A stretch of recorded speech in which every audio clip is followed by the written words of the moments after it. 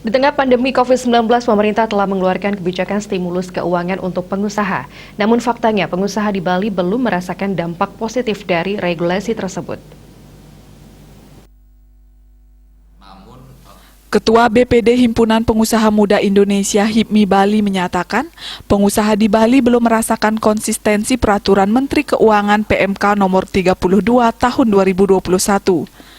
PMK nomor 32 tahun 2021 mengatur tentang tata cara penjaminan pemerintah untuk pelaku usaha.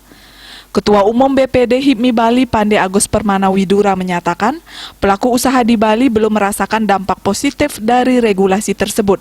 Lebih lanjut dijelaskan kondisi ekonomi di Bali khususnya dari kalangan pengusaha kian memburuk. Bahkan dana untuk menjaga aset yang dimiliki pun rasanya sangat sulit.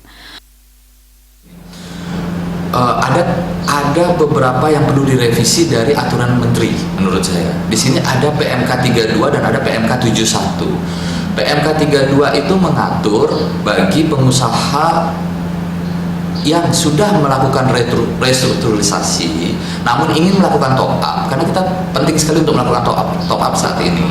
Top up ini adalah untuk menambah hutang lagi, tapi karena performa kita kurang bagus dikarenakan kita memang tidak ada dapat tamu, jadi kan perusahaan ini nggak sehat ini kelihatan. Tapi ketika kita mau minta tambahan untuk maintenance, untuk pembayaran gaji dan lain-lain, ini kan udah nggak bisa lagi saat ini. Nah, maksud saya adalah diatur di PMK 32 dan PMK 71. Namun di PMK 32 ini mengatakan bahwa pendapatan atau omset dari suatu perusahaan harus di atas 50 miliar. Nah, di PMK 71 mengatur pinjaman maksimal sampai dengan 10 miliar.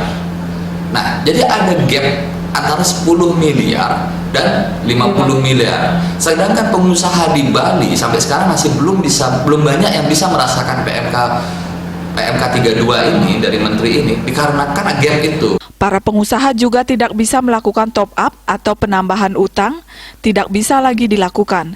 Pengusaha di Bali tidak bisa merasakan pinjaman PMK 32 tahun 2021 karena timpangnya batas maksimal penghasilan dengan omset yang dihasilkan. Andika, Bali TV.